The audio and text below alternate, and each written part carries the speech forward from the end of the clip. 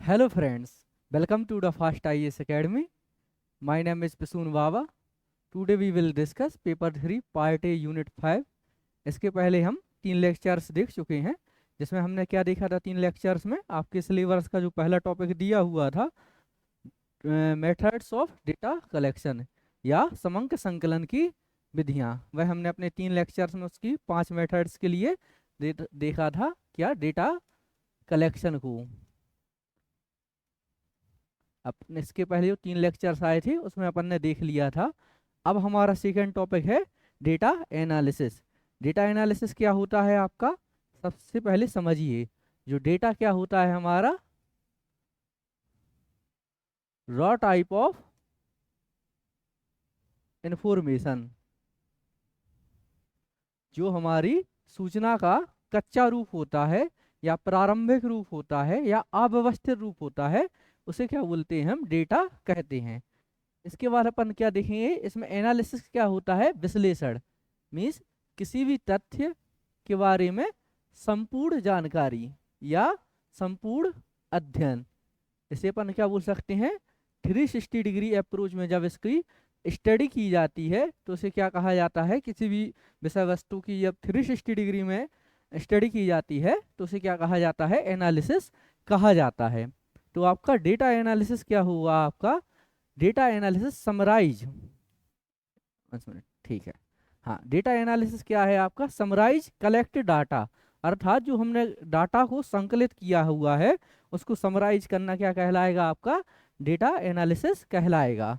Clear, summarise the collected data, it involve the interpretation of collected data. इसमें क्या किया जाता है, डेटा इंटरप्रिटेशन किया जाता है जो हमने डेटा को कलेक्ट किया हुआ है through the use of analytical and logical reasoning. कौन सी रीजनिंग का प्रयोग किया जाता है या किस तार की बुद्धि का प्रयोग किया जाता है, इसमें एनालिटिकल या लॉजिकल रीजनिंग का प्रयोग किया जाता है। डिटरमाइन पैटर्न्स रिलेशनशिप और ट्रेंड्स, वह किस पैटर्न को फॉलो कर रहा है, किस रिलेशनशिप को फॉलो कर रहा है या किस ट्रेंड्स को फॉलो कर रहा है। यदि आपने बचपन में CID सीरियल देखा होगा तो वो क्या बोलते थे ACP P21, दया कुछ तो गड़बड़ है, इस डेटा को समझो या जो क्रिमिनल है उसके लिए समझो, वह कौन सी ट्रेंड्स का फॉलो कर रहा है, किस पैटर्न का फॉलो कर रहा है। अर्थात उसके द्वारा जिस प्रकार के घटनाक्रम किए जाते थे उन डेटा को अपन क्या करते थे पहले कलेक्ट करते थे, फिर उस कलेक्शन के बाद उसको क्या करते थे, उसको समराइज करते थे। जब हम समराइज करते थे तो वह प्रक्रिया क्या कहलाती है आपकी डेटा एनालिसिस या डाटा का विश्लेषण कहलाएगी। आपको समझ में आया, हिंदी मीडियम वाले भी देखें। डेटा विश्लेषण क्या है, डेटा एकत्रित डेटा का सारांश प्रस्तुत करना है। इसमें पैटर्न संबंध और या रुझान निर्धारित करने के लिए किसका विश्लेषणात्मक और तार्किक तर्क के उपयोग के माध्यम से एकत्रित डेटा की क्या की जाती है, आपकी व्याख्या की जाती है या इंटरप्रेटेड किया जाता है। क्लियर आपके लिए। उसके बाद हम देखेंगे इसके गुण क्या होते हैं या डेटा विश्लेषण के कुछ कारण निम्नलिखित हैं कि हम क्यों डेटा एनालिसिस कर रहे हैं। तो पहला आपका रीजन क्या है कि निर्णय लेने में मदद करता है या हेल्प इन डिसीजन मेकिंग। जब हमें किसी भी निर्णय तक पहुंचना होता है, जैसे समझिए कि भारत सरकार द्वारा आदरणीय प्रधानमंत्री जी के नेतृत्व में कोई योजना का निर्माण किया जा रहा है या किसी बिल का निर्माण किया जा रहा है, तो सबसे पहले उस योजना को में क्या करेंगे, अपन पोस्ट कार्ड तकनीक का प्रयोग करेंगे, जो आपने पुराने सिलेबस में पवेट में देखी होगी, लूथर गोलेक जी के द्वारा दी गई थी। पोस्ट कार्ड में क्या करेंगे, पहले प्लानिंग करेंगे। प्लानिंग करने के लिए हमारे लिए किसकी जरूरत पड़ेगी, हमें डेटा की जरूरत पड़ेगी कि किस क्षेत्र में योजना बनानी है, क्यों बनानी है, उसके कितने लाभार्थी रहेंगे, कितने लोग समाज की मुख्य धारा में लाएंगे, वंचित वर्ग की क्या स्थिति रहेगी, आदि आदि इसका अध्ययन करेंगे हम। इसके बाद सेकंड हो जाएगा सॉल्व प्रॉब्लम या समस्याओं के समाधान में इसका प्रयोग किया जाएगा। Data analysis help in solving problem and helps in understanding their causes. इसका प्रयोग किस में किया जाएगा, समस्याओं के समाधान में किया जाएगा। तो दो आपके कौन कौन से हुए, पहला क्या है हेल्प इन डिसीजन मेकिंग में, अर्थात निर्णयों लेने में इसका प्रयोग किया जाता है। Data analysis help in decision making and inform business decision. Clear.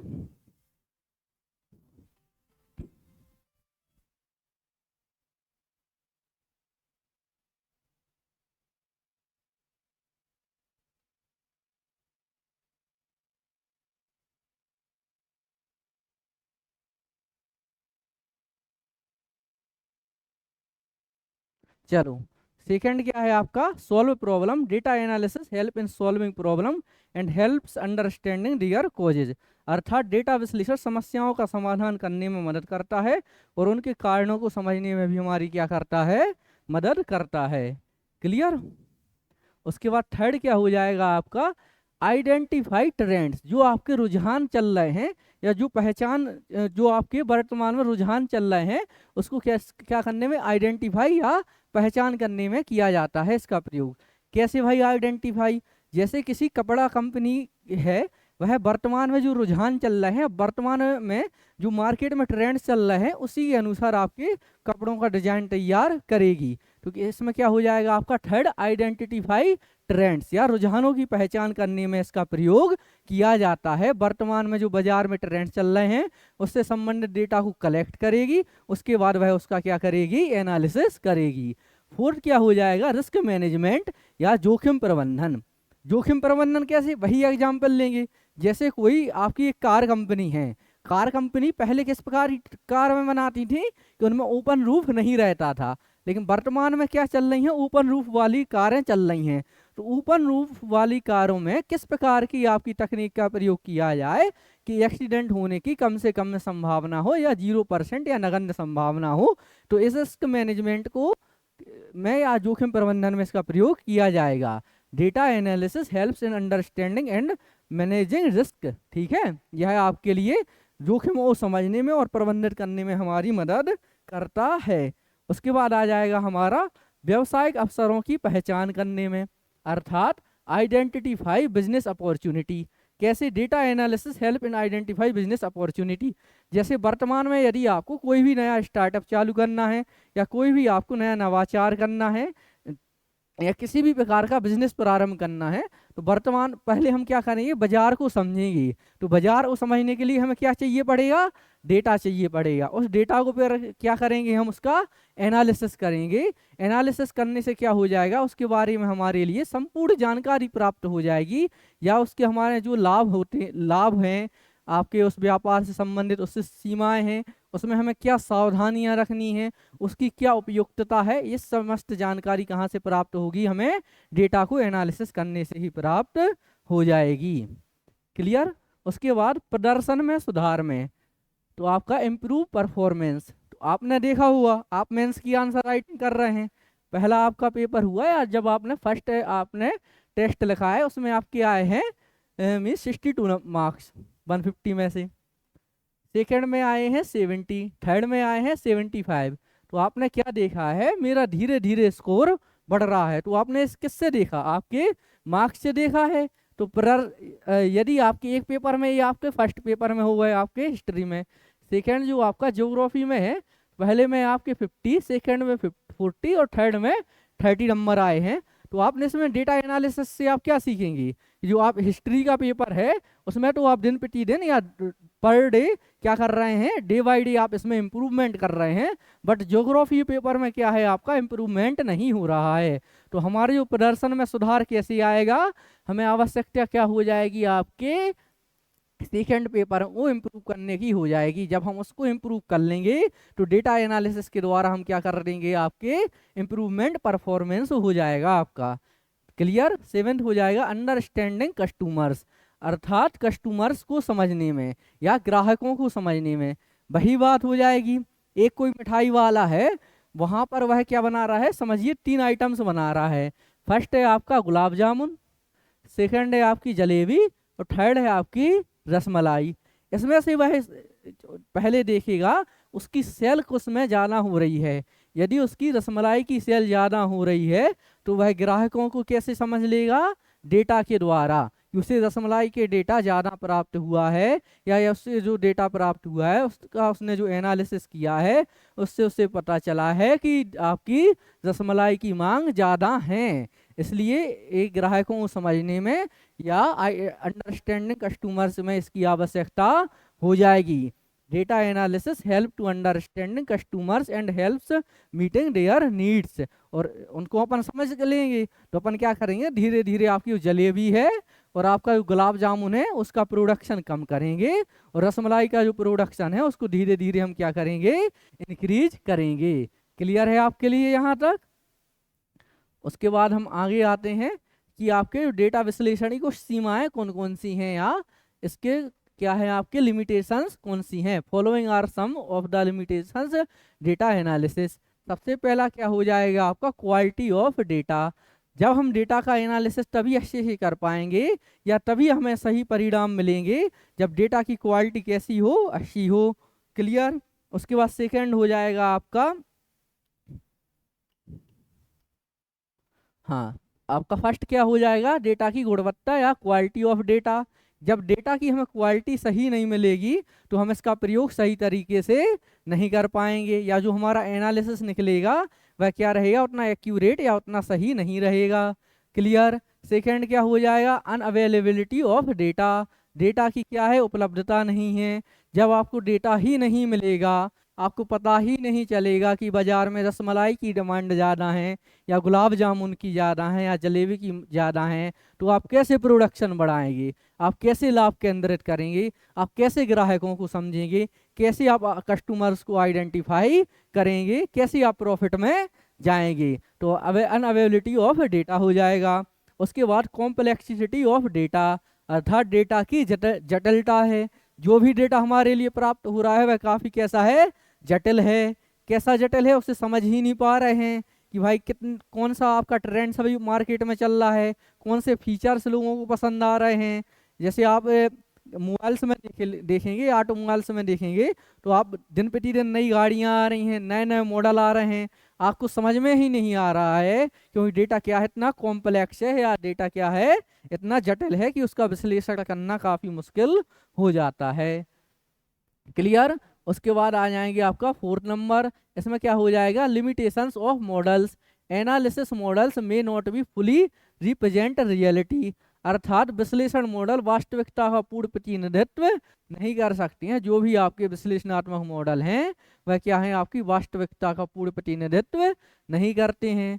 उसके बाद फिफ्थ हो जाएगा आपका लिमिटेशंस ऑफ इंटरप्रिटेशन, अर्थात व्याख्या की सीमाएं। कैसी व्याख्याएं, सीमाएं, डेटा प्राप्त भी हो गया, वह सरल भी है, लेकिन उसको क्या कर पा रहे हैं अपन, इंटरप्रिटेशन नहीं कर पा रहे हैं या उसकी व्याख्या नहीं कर पा रहे हैं। क्यों नहीं कर पा रहे हैं? क्योंकि अपने पास सोर्स ही नहीं है, वह टेक्नोलॉजी नहीं है, वह मेथड नहीं है कि अपन उसको क्या कर पाए, इंटरप्रिटेट कर पाए या उसको व्याख्यानकित कर पाए। क्लियर? उसके बाद शिष्ट क्या हो जाएगा आपका, टाइम वेरिएशन। टाइम वेरिएशन में क्या हो जाएगा आपका, चेंज अवर टाइम में अफेक्ट द एनालिसिस। इसमें क्या हो जाता है, समय परिवर्तन। जब तक हम डेटा कलेक्ट करते हैं, उसको एनालिसिस करते हैं, उसके बारे में प्लानिंग बनाते हैं, ऑर्गेनाइज को खड़ा करते हैं, स्टाफ को कलेक्ट करते हैं, उसके लिए अपन ड्राफ्ट तैयार करते हैं, उसके लिए अपन पे के लिए कोई वित्तीय सोर्स को ढूंढते हैं, अब तक वह क्या होता है, ट्रेंड्स चेंज ही हो जाता है, समय परिवर्तन हो जाता है, तो वह डेटा हमारे कोई काम का नहीं बचता है। समझिए, अभी आपकी गणेश चतुर्दशी आ रही है तो उसमें क्या रहेगा, आपके मार्केट में केले की मांग ज़्यादा बढ़ जाएगी। जब अपन मार्केट को क्या कर रहे हैं, ट्रेंड्स का पता कर रहे हैं, तो अपन को पता चला वहाँ पर बनाना की मांग या केला की मांग ज़्यादा है। अपन ने बिजनेस शिफ्ट किस ओर कर लिया, बनाना की ओर कर लिया, लेकिन बाद में गणेश चतुर्दशी ये 10 दिन पूरे हो गए, या जैनों के जो पर्यूषण पर्व होते हैं उसमें भी फ्रूट्स की मांग ज़्यादा रहती है, वह पूरे हो गए, तो क्या हो जाएगा आपका, मार्केट चेंज हो जाएगा। मार्केट चेंज हो जाएगा, उसके बाद हमारे लिए क्या रहेगा, वह समय परिवर्तन के कारण हमारा एनालिसिस उतना सटीक नहीं हो पाएगा। उसके बाद आ जाएंगे हमारे बाहरी कारक या एक्सटर्नल फैक्टर। कई बाहरी कारक होते हैं, जैसे डेटा का सही नहीं देना लोगों के द्वारा, या जो एनालिसिस कर रहा है उसके द्वारा क्या होना, बायस होना या पूर्वाग्रह से ग्रसित होना। इसके कारण ऐसे कई बाहरी कारक होते हैं जो डेटा एनालिसिस में हमें समस्याएं देते हैं। क्लियर? उसके बाद आ जाएंगे हम टाइप्स ऑफ डेटा एनालिसिस। हमारे डेटा एनालिसिस के कितने प्रकार हुए, तो हमने कितने प्रकार देखेंगे इसमें, लगभग आपके 7 टाइप देखेंगे इसमें। लेकिन आपके सिलेबस में कितने दिए हुए हैं, केवल 2 प्रकार दिए हुए हैं। पहला डिस्क्रिप्टिव एनालिसिस और सेकंड दिया है आपका, पहला वर्णनात्मक विश्लेषण, आपका सेकंड है आपका अनुमानात्मक विश्लेषण या इन्फेरेंटियल एनालिसिस आपका सिलेबस में दिया हुआ है। तो अपन केवल 7 के नाम देखेंगे, उसके बाद जो अन्य 2 आपके सिलेबस में दिए हुए हैं उनको 7 और 10 या 2 मार्क्स में कंप्लीट करने का प्रयास करेंगे। आपको 7 के साथ नहीं पढ़ने हैं, केवल 7 के आपको नाम याद करने हैं कि आपके कितने प्रकार के होते हैं, और इसके बाद 2 जो हमारे सिलेबस में दिए हुए हैं उसका अपन समग्र रूप से अध्ययन करेंगे या कंप्लीट एनालिसिस उसके लिए करेंगे। यहाँ भी अपन ये क्या कर रहे हैं, डेटा का एनालिसिस ही कर रहे हैं। क्लियर? तो आपका फर्स्ट क्या है आपका इसमें, वर्णनात्मक विश्लेषण या डिस्क्रिप्टिव एनालिसिस। सेकंड क्या है आपका, डायग्नोस्टिक एनालिसिस या निदानात्मक विश्लेषण। थर्ड क्या है आपका, एक्सप्लोरेटरी एनालिसिस या खोजपूर्ण विश्लेषण। फोर्थ क्या है आपका, इन्फेरेंटियल एनालिसिस या अनुमानात्मक विश्लेषण। फिफ्थ क्या है आपका, प्रेडिक्टिव एनालिसिस या आपका पूर्वानुमानात्मक विश्लेषण। सिक्स्थ क्या है आपका, कैजुअल एनालिसिस या कारणात्मक विश्लेषण। सेवेंथ क्या है आपका, मैकेनिस्ट एनालिसिस या यंत्रवत विश्लेषण। आपके 7 प्रकार हो जाएंगे। क्लियर है आपके लिए? आप क्या करिएगा, एक पेन और काफी लेके साथ में बैठिएगा, जो हम आपको बताते हैं आप सिनॉप्सिस के रूप में इसके नोट्स बनाते जाना। आपको यदि इसकी पीडीएफ चाहिए हो या पीपीटी फॉर्म में चाहिए हो, इसको आपको 2 पीडीएफ प्रोवाइड कराई जाएंगी। एक हिंदी मीडियम के लिए अलग बनाई हुई है, एक इंग्लिश मीडियम के लिए अलग बनाई हुई है। आप लोगों को पीडीएफ कहाँ से मिलेगी, आप लोग स्क्रीन पर नीचे नंबर देख रहे होंगे, उस पर आप मैसेज कीजिएगा या कॉल कीजिएगा और उनसे कहिएगा कि हमें पीडीएफ प्रोवाइड करा दीजिए। आपको आपके व्हाट्सएप नंबर पर पीडीएफ भेज दी जाएगी। पीपीटी इसलिए प्रोवाइड नहीं करवाएंगे, ये भी प्रोवाइड हो जाएगी, क्योंकि आप इसका प्रिंट नहीं निकलवा सकते। प्रिंट निकलवाओगे काफ़ी खर्चा हो जाएगा। हिंदी मीडियम वालों के लिए क्या किया गया है, हिंदी में पूरा दिया गया है, इंग्लिश मीडियम वालों को इंग्लिश में दिया गया है। तो आपको 2 अलग अलग पीडीएफ मिल जाएंगी। क्लियर? चलो, अब आपका सिलेबस में क्या दिया हुआ है आपका, वर्णनात्मक विश्लेषण या डिस्क्रिप्टिव एनालिसिस। डिस्क्रिप्टिव एनालिसिस में क्या है आपका, descriptive analysis statistical interpretation used to analyse historical data to identify patterns and relationship. में से क्या है, वर्णनात्मक विश्लेषण क्या है, एक प्रकार की सांख्यिकी व्याख्या है या स्टैटिस्टिक इंटरप्रिटेशन है, जिसका उपयोग किसके लिए किया जाता है, पैटर्न और आपके संबंधों की पहचान के लिए और ऐतिहासिक डेटा के विश्लेषण करने के लिए इसका प्रयोग किया जाता है।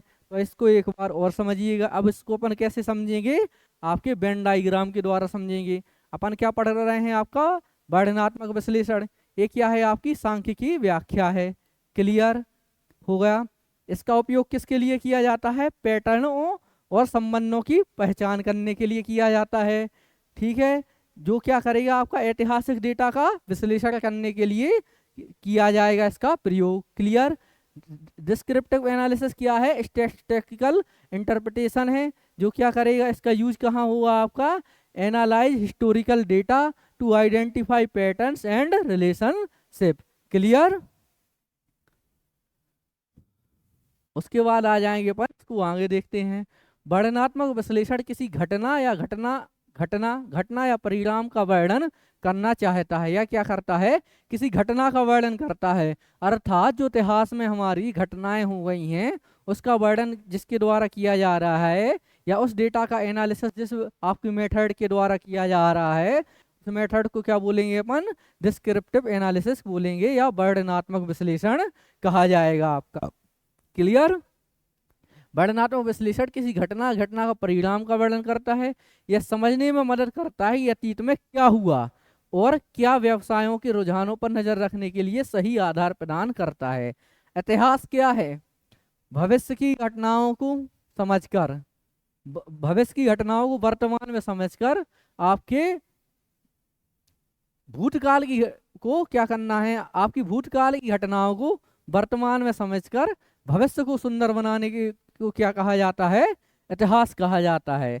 ऐसे ही इसमें है कि जो आपके इतिहास में व्यवसायों में आपकी जो घटनाएं घट चुकी हैं या जो रुझान रहे हैं उसको वर्तमान में एनालिसिस किया जाएगा, जिससे हमारे लिए पास्ट में फ्यूचर में क्या रहे, उसका आपको लाभ प्राप्त हो या प्रॉफिट गेन हो। ये क्या हो जाएगा आपका वर्णनात्मक विश्लेषण हो जाएगा। Descriptive analysis seeks to describe an events, ठीक है। उसके बाद it helps understanding what has happened in the past and provides the right basis of business to monitor trends. Clear है आपके लिए कि आपका इसका प्रयोग किसके लिए किया जाएगा, जो आपकी पहले घटनाएं घट चुकी हैं भूतकाल में, उनका अध्ययन करेंगे, उसका एनालिसिस करेंगे और आपको भविष्य को आपका सुंदर बनाने के लिए उनका प्रयोग किया जाएगा। तो एक आपका क्या हो जाएगा, आपका डिस्क्रिप्टिव एनालिसिस। यह कैसे काम करती है तो ये देखेंगे। How does descriptive analysis work? For descriptive analysis to work the organisation must first create a set of metrics. इसमें क्या होता है, सबसे पहले एक मैट्रिक्स का सेट बना लिया जाता है। That will measure business performance against business goals, जिसके द्वारा हम बिजनेस परफॉर्मेंस को क्या करते हैं और बिजनेस गोल्स को क्या करते हैं, मापते हैं, उनका अध्ययन करते हैं। वर्णनात्मक विश्लेषण के काम करने के लिए संगठन को पहले एक मैट्रिक्स का सेट बनाना होगा जो व्यवसायिक लक्ष्यों के विरुद्ध व्यवसाय प्रदर्शन को मापेगा। क्या करेगा, आपका व्यवसायिक लक्ष्यों के विरुद्ध किसको मापेगा, आपके व्यवसायिक प्रदर्शन को मापेगा। कि जैसे आपने समझिए आपकी एक खिलौने की फैक्ट्री है, आपने कहा है हम 1,00,000 यूनिट खिलौने का निर्माण करने का आपने लक्ष्य रखा है और आपने केवल 70,000 यूनिट्स या 70,000 यूनिट्स का निर्माण किया हुआ है। तो आपका जो लक्ष्य है उसको मापेगा किसके सापेक्ष, आपकी अचीवमेंट के सापेक्ष न मापेगा। क्लियर। उसके बाद देखें एग्जाम्पल कैसे, जो अपन ने देखा कि uh business might have a matrix like year over year raw material price change और मंथली रेवेन्यू ग्रोथ। जैसे आपके जो कच्चे माल की जो कीमत होती है उसको किसके सापेक्ष मापेगा, आपके जो रेवेन्यू या जो आपको वहां से आय प्राप्त हुई है उसके सापेक्ष मापने का यह कार्य करेगा। उदाहरण के लिए किसी व्यवसाय में साल दर साल कच्चे माल की कीमत में बदलाव या मासिक राजस्व वृद्धि जैसे मैट्रिक्स होते हैं। क्लियर। तो अपन ने क्या देखा इसमें, सबसे पहले इसका निर्माण कैसे करेंगे, तो उसमें एक मैट्रिक्स का सेट तैयार कर लिया जाएगा, उसको किस आधार पर मापा जाएगा, व्यवसायिक लक्ष्यों को आपके किस आधार पर किसके विरुद्ध मापा जाएगा, व्यवसायिक प्रदर्शन के विरुद्ध मापा जाएगा। कैसा, business performance against business goals, इसमें आपको याद रखना पड़ेगा। क्लियर है। उसके बाद आपका आगे क्या हो जाएगा, हाँ, एक प्रौद्योगिकी कंपनी यह जांच कर सकती है कि उन्होंने हर महीने कितने ग्राहक जोड़े हैं, उन्होंने अपनी तकनीक कितने उन्नयन की हैं। एक जैसे आपकी आईटी कंपनी है तो वह क्या देखी डेटा एनालिसिस में, आपके विश्लेषणात्मक एनालिसिस के द्वारा कि उसने कितने लोगों को उसमें जोड़ा है अपनी कंपनी में, और आपकी कंपनी की जो टेक्नोलॉजी है उसने कितनी ग्रोथ की है। तो ये आपका एक और एग्जाम्पल हो जाएगा इसमें। उसके बाद देखेंगे वर्णनात्मक विश्लेषण के लिए ऐतिहासिक डेटा संग्रहण की दो मुख्य तकनीकों डेटा एकत्रीकरण और डेटा माइनिंग का उपयोग किया जाता है। जो आपका historical data collection for descriptive analysis is done use two methods. First क्या है आपका डेटा एग्रीगेशन और सेकंड हो जाएगा आपका डेटा माइनिंग। इनका प्रयोग किया जाता है, किसके लिए किया जाता है इनका प्रयोग, डेटा एनालिसिस के लिए किया जाता है। डेटा एकत्रीकरण क्या हो जाएगा, collection of data. Collection of data के लिए अपन ने कितनी मेथड देखी थी, 2। सबसे पहले प्राइमरी डेटा कलेक्शन के लिए, सेकेंडरी डेटा कलेक्शन के लिए। इसमें कितनी मेथड देखी है हमने, 5 मेथड देखी हुई हैं। इसमें कितनी देखी है अपन ने, 7 मेथड्स या 7 मेथड्स देखी हुई हैं। क्लियर।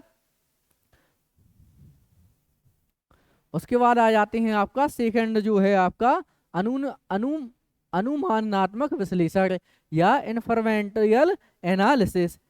तो ये क्या होता है आपका अनुमानात्मक विश्लेषण या इन्फॉर्मेंटियल एनालिसिस। इसमें क्या होता है, inferential analysis is a next level of data analysis. या क्या होता है, अगले लेवल का या अगले क्रम का एक डेटा विश्लेषण की तकनीक होती है।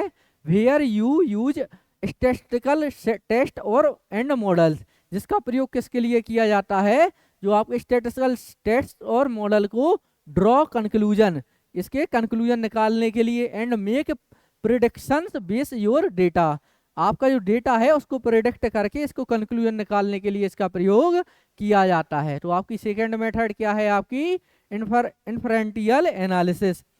क्लियर। इसमें सबसे पहले क्या किया जाता है, क्या होता है यह अनुमानात्मक विश्लेषण, डेटा विश्लेषण का एक अगला स्तर है या next level of data analysis है, जहां निष्कर्ष निकालने और अपने डेटा के आधार पर भविष्यवाणियां करने के लिए सांख्यिकी और मॉडलों का उपयोग किया जाता है। कैसे, फिर से देखते हैं आपको इंग्लिश में। Inferential analysis next level of data analysis. इसमें क्या किया जाता है, डेटा एनालिसिस का अगला रूप है जिसमें किसका प्रयोग किया जाता है, भविष्यवाणियां करने के लिए किसका प्रयोग किया जाता है, सांख्यिकी परीक्षणों, स्टेटिस्टिकल टेस्ट एंड मॉडल्स का प्रयोग किया जाता है। क्लियर है आपके लिए। उसके बाद अपन आगे चलते हैं। Inferential analysis can you help, हाँ, inferential analysis can help you test your hypothesis, compare groups और वेरिएबल्स, आइडेंटिफाई रिलेशनशिप और correlation and estimate the effect of various factor on your result। इसमें क्या रहता है, अनुमानात्मक विश्लेषण अपनी परिकल्पनाओं का परीक्षण करने के लिए जो क्या उसकी जो हाइपोथेटिकल सिचुएशंस होती हैं या जो हाइपोथेटिकल थिंग्स होती हैं उनका टेस्ट करने के लिए इसका प्रयोग किया जाता है, का परीक्षण करने, भिन्न समूहों या चरों की तुलना करने के लिए। तुलना मीन्स क्या हो जाएगा आपका, कंपेयर ग्रुप्स एंड वेरिएबल्स या कंपेयर ग्रुप्स और वेरिएबल्स, संबंधों या सहसंबंधों की पहचान करने के लिए, आइडेंटिफाई रिलेशन एंड कोरिलेशन। ठीक है। उसके बाद आपके परिणामों का भिन्न कारकों के प्रभाव का अनुमान लगाने में यह मदद करता है, या जो हमारे रिजल्ट हैं उन पर जो अदर फैक्टर हैं वह कैसे डिपेंड हैं या किस प्रकार से रिलेशन रखते हैं, इसको पहचानने में या इसको आइडेंटिफाई करने में यह हमारी मदद करता है। क्लियर है आपके लिए। चलो, some examples of inferential analysis, कुछ अनुमानात्मक विश्लेषण के कुछ एग्जाम्पल क्या हो जाएंगे आपके, जो टी टेस्ट होता है या टी परीक्षण होता है वह हो जाएगा, एनोवा परीक्षण होता है वो हो जाएगा, ची स्क्वायर परीक्षण होता है वह हो जाएगा आपका, रिग्रेशन होता है या प्रतिगमन होता है वो हो जाएगा, उसके बाद कोरिलेशन होता है या सहसंबंध होता है वह इसमें हो जाएगा। क्लियर है आपके लिए। उसके बाद देखेंगे inferential analysis requires making assumption and checking the validity of your data before applying the appropriate methods। अर्थात अनुमानात्मक विश्लेषण के लिए उचित तरीकों को लागू करने से पहले अनुमान लगाने, अपने डेटा की वैधता की जांच करने की आवश्यकता होती है। जब आपको उसको नाम से ही समझिए, इसका नाम क्या है, अनुमानात्मक विश्लेषण। इसमें पहले अनुमान लगाया जाता है, जैसे कोई आपकी खिलौने निर्माण की कंपनी है या जो आपकी चेयर निर्माण की कंपनी है, वह पहले अनुमान लगाएगी कि आपके बाजार में 1000 चेयर की आवश्यकता है। उसके बाद वह क्या करेगी, उसका प्रोडक्शन करेगी, उसके बाद वह डेटा का एनालिसिस करेगी कि उसने जो आपका अनुमान लगाया है वह सही लगाया है या नहीं लगाया। क्लियर है आपके लिए। उसके बाद अनुमानित विश्लेषण में अनुमानित डेटा का उपयोग करना शामिल होता है। Inferential analysis is involve using estimated data. ठीक है, जो क्या करता है, जनसंख्या प्रतिनिधि होता है, that is a sample of the population, और क्या करता है, आपके अनुमान के में अनिश्चितता या मानक विचलन का माप देता है। क्लियर है आपके लिए। और and give a measure of the variance और स्टैंडर्ड डेविएशन और ऑफ योर एस्टिमेट। क्लियर है आपका, ये हो जाएगा इसमें। तो अनुमानित विश्लेषण में क्या होता है, आपके अनुमानित डेटा का उपयोग किया को शामिल करना शामिल होता है, जो क्या करता है, जनसंख्या का प्रतिनिधि होता है और आपके अनुमान में अनिश्चित या मानक विचलन का माप देता है। क्लियर है आपके लिए। उसके बाद आपका हो जाएगा इन्फरेंशियल एनालिसिस एग्जाम्पल, या जो आपके अनुमानात्मक विश्लेषण का एग्जाम्पल क्या हुआ, छोटे नमूने के आकार के साथ बड़ी आबादी के बारे में अनुमान लगाने का विचार सहज है। कैसे, जैसे आपको फास्ट आईएएस के बारे में पता करना है तो आपने 2 व्यक्तियों से उसका यहाँ के रिजल्ट के बारे में पता चला, पूछा, फिर आपको उससे आपने पूरे फास्ट का अनुमान लगाया, वहाँ किस प्रकार की फैकल्टी है, कितने स्टूडेंट हैं, कितने सिलेक्शन हुए हैं, यहाँ सिलेक्शन की मेथड क्या है, यहाँ नोट्स बनाने की मेथड क्या है, यहाँ आपको माहौल किस प्रकार से दिया जाता है, आपको यहाँ किस प्रकार से अलग रखकर आपको एक तैयारी का संपूर्ण माहौल उपलब्ध कराया जाता है। तो ये क्या हो जाएगा, छोटे नमूने के आकार के साथ बड़ी आबादी का पता लगाने के लिए the idea making inference about a large population with a small size in institutive clear. Media और इंटरनेट पर आपके द्वारा देखे जाने वाले कई आंकड़े अनुमानात्मक होते हैं, या जो हम मीडिया में जो आंकड़े देखते हैं वह अनुमान के आधार पर देखते हैं। जैसे आपने देखा होगा अभी जो जय शाह जी 20 आईसीसी के प्रेसिडेंट बने हुए हैं, तो पहले क्या था, सूत्रों के मुताबिक पता चला है कि जय शाह जी बनेंगे आपके आईसीसी के अगले अध्यक्ष। इस सूत्र क्या है, यह अनुमान लगा रहे हैं, ठीक है। या कभी कभी क्या रहता है, न्यूज चैनल में इस प्रकार के चिन्हों का प्रयोग कर दिया जाता है आपके न्यूज के बाद, तो ये क्या होती हैं, सत्य न्यूज नहीं होती हैं, अनुमान के आधार पर न्यूज होती हैं। Many of the status you see in media and on the internet are influential clear है। एक छोटे से नमूने के आधार पर किसी घटना की भविष्यवाणी, uh prediction of an event based uh small sample, या जैसे आपने देखा कि हवा क्या है, आपने देखा कि लो प्रेशर जोन तैयार हुआ है, लो प्रेशर जोन तैयार हुआ है, तो आप क्या अनुमान लगाएंगे कि वहां पर दूर से क्या आएंगी, आपकी हाई प्रेशर जोन से हवाएं आएंगी। जब हवाएं आएंगी तो वह क्या करेंगी, नमी अपने साथ लाएंगी, नमी लाएंगी तो आपका क्या होगा, आपका एडियाबैटिक टेम्परेचर रिलीज हुआ, जिसके कारण क्या हुआ, आपके यहाँ वर्षा होगी। क्या है, आपके छोटे से अनुमान के आधार पर ही आपने क्या लगाया है, एक अनुमान लगाया हुआ है। Clear. Following are the advantage of prediction analysis, means आपके अनुमानात्मक विश्लेषण की लाभ क्या है। Help in predicting future events, भविष्य में होने वाली घटनाओं की हमें जानकारी प्राप्त हो जाती है। क्लियर है आपके लिए यहाँ तक। उसके बाद आपका सेकंड क्या हो जाएगा, हेल्प्स इन डिसीजन मेकिंग, जो हमारी निर्णय लेने में हमें क्या होती है, मदद प्राप्त हो जाती है।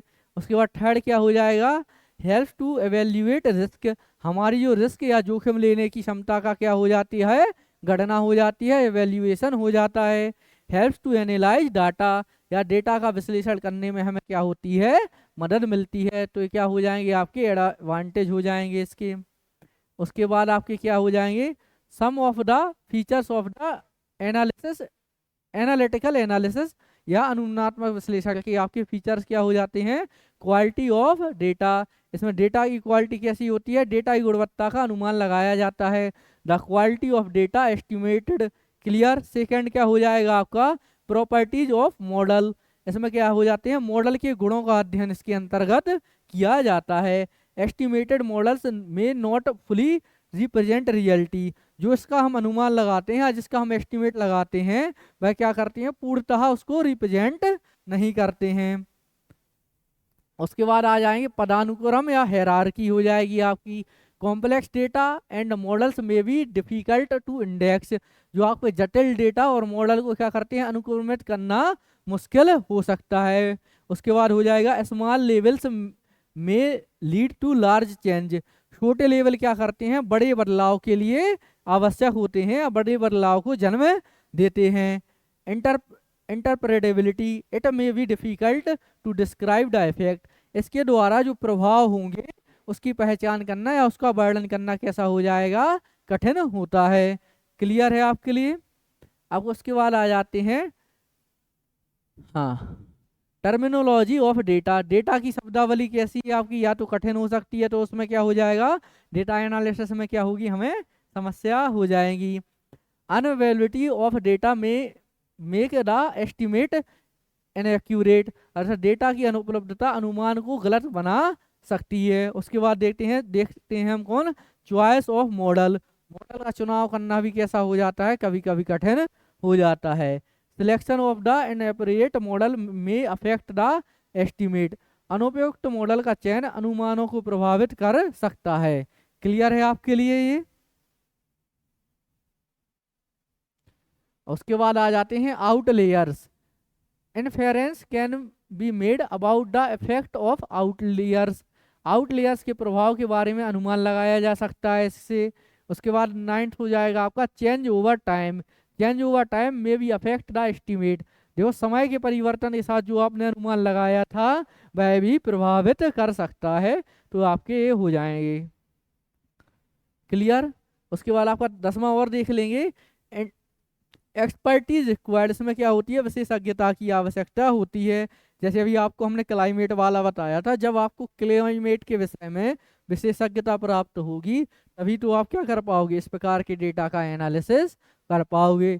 इसलिए अभी आपने देखा हुआ जो लेटरल एंट्री वाला विवाद चल रहा है उसमें क्या था, सरकार निजी क्षेत्र से या कई ऐसे क्षेत्रों से जहाँ पर विषय विशेषज्ञ होते थे उनको सीधे ब्यूरोक्रेसी में मीन्स एंट्री देती थी, जिसके कारण क्या हुआ, उसका विवाद हुआ। क्यों विवाद हुआ, कि उसमें रिजर्वेशन नहीं दिया गया। तो विपक्ष के द्वारा यह आरोप लगाया गया कि भारत में जो भारत की सरकार है वह रिजर्वेशन को क्या कर रही है, धीरे धीरे समाप्त कर रही है। बाकी इसमें विवाद क्या था कि जो आपकी 45 पोस्टें निकली थी, इसमें क्या था, आपके 45 विभाग में एक एक पोस्ट हुआ कर दी गई थी। जब एक विभाग में एक पोस्ट है तो उस पर रिजर्वेशन कैसे दिया जाएगा, यह समस्या बन रही थी। भारत सरकार ने इसके लिए क्या किया है, नोटिफिकेशन को वापस लिया है और इसको फिर से वह चेंज करके फिर से इसका नोटिफिकेशन जारी करेगी।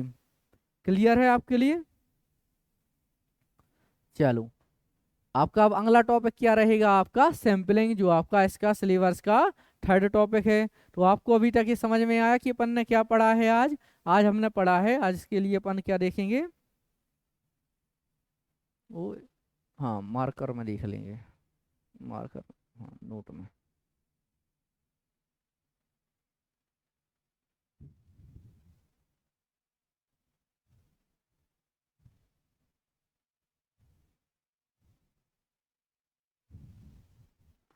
चलो आज हमने क्या पढ़ा है, आपका डेटा एनालिसिस। डेटा एनालिसिस क्या है, डेटा का जो आपका कलेक्ट डेटा होता है उसकी स्टडी करना, और जो आपके लिए आवश्यक है या जो आपकी नीड है उसको अचीव या प्राप्त करना। तो यह मेथड क्या कहलाती है, आपकी डेटा एनालिसिस कहलाती है। उसके बाद हमने इसमें सेकंड नंबर पर क्या देखा है, आपकी इसके कितने टाइप होते हैं। तो अपन ने इसके कितने टाइप देखे हैं, लगभग 7th टाइप देखे हुए हैं, जिनके हमें नाम याद करना है। लेकिन हमारे सिलेबस में कितने हैं, आपके केवल 2 टाइप हैं। पहला क्या है आपका विश्लेषणात्मक, दूसरा क्या है आपका अनुमानात्मक। विश्लेषणात्मक में क्या है, आपका विश्लेषण किया जाएगा, अनुमान में क्या है, अनुमान लगाया जाएगा। विश्लेषण कब किया जाएगा, जब आपकी जो भविष्य जो आपके इतिहास में घटनाएं हो चुकी हैं उनसे संबंधित डेटा को कलेक्ट किया जाएगा और भविष्य का क्या लगाया जाएगा, आपका अनुमान लगाया जाएगा। और अनुमानात्मक विश्लेषण में क्या हो जाएगा, आपका इन्फेरेंशियल डेटा में क्या हो जाएगा, आपका इसमें डेटा को क्या करेंगे, अनुमान लगाया जाएगा सबसे पहले। उसके बाद अपन को जो कार्य करना है वो करेंगे। फिर जो आपने अनुमान लगाया है और जो रिजल्ट आया है उन दोनों डेटा को अपन क्या करेंगे, कंपेयर करेंगे। उसके बाद जो रिजल्ट मिलेगा उसको अपन अध्ययन करेंगे। तो अपन ने आज एक अपने सिलेबस का एक और टॉपिक कंप्लीट कर लिया है, जिसमें आपका क्या है, डेटा एनालिसिस बताया गया है आपके लिए, या डाटा का विश्लेषण बताया गया है। आप इसके 2 मार्क्स, 7 मार्क्स और 10 मार्क्स में आंसर राइटिंग में प्रैक्टिस कीजिएगा। बने रहिएगा फास्ट IAS अकेडमी के ऑनलाइन यूट्यूब प्लेटफॉर्म के साथ। आपका दिन शुभ एवं मंगलमय हो।